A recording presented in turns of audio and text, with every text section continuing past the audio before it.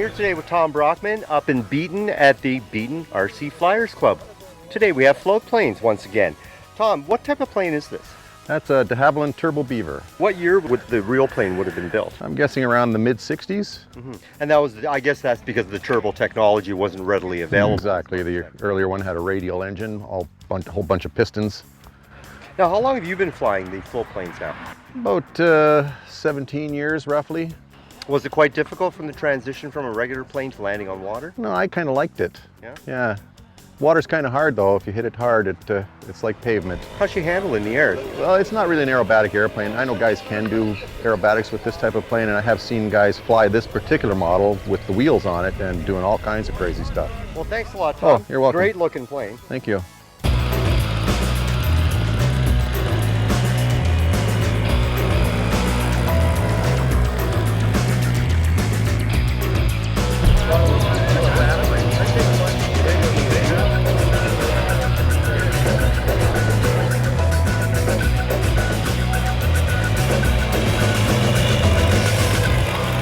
Now tell me a little bit about this plane, right?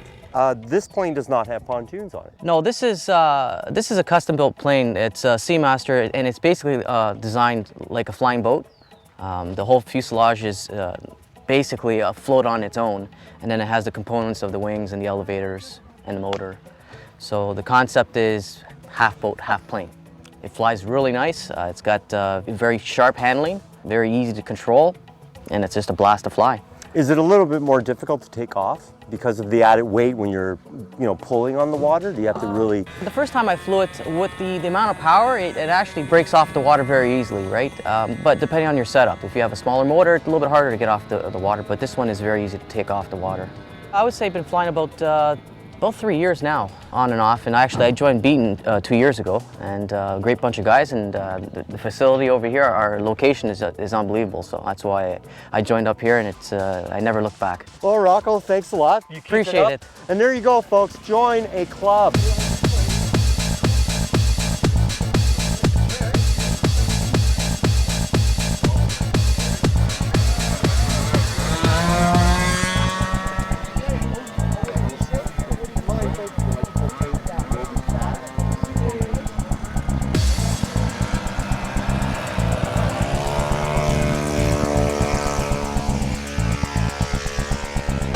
This airplane, when you turn it, you have to bank it and then use a bit of rudder to keep it from yawing.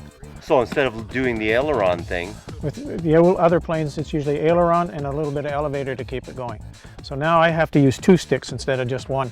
Is that because of the floats, or is that just the design of the plane? That's characteristic of the airplane. Oh, really? Yeah. So even if you didn't have the floats on, it would probably react the same way? Same way, yeah. Why do you think that is? Is it design flaw maybe, or is it just... This has a fairly long wing for the type of airplane it is. Maybe that's a characteristic of the wing. I'm not really sure why the characteristic happens. So it's not really a performance plane, like you can't really turn... No, you can turn this thing sharp once you know what you're doing, but I'm not there yet.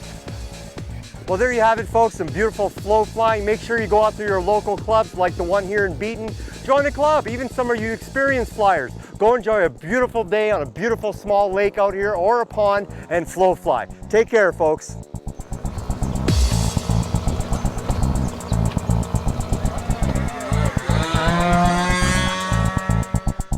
Yeah, I thought you can get down that. Anyways, what a great show we had today, folks. And sorry to say, next week is our last episode of the season. And we're going to be headed up to Winnipeg for a cool show and shine. And then it's all the way to Medicine Hat to see some cool RC flyers. So part 2 of that episode. And then we have an Axio buggy, and this buggy is we're going to show you what it's like and how it runs and everything, folks. What a great season we had. I'd like to thank all our sponsors out there, and we'll see you next week, folks. Take care.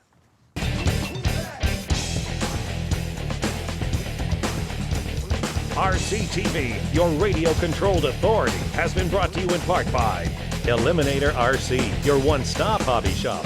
RC Pit Stop, bringing the best of RC to BC. And John's Hobbies, Toronto's local hobby store.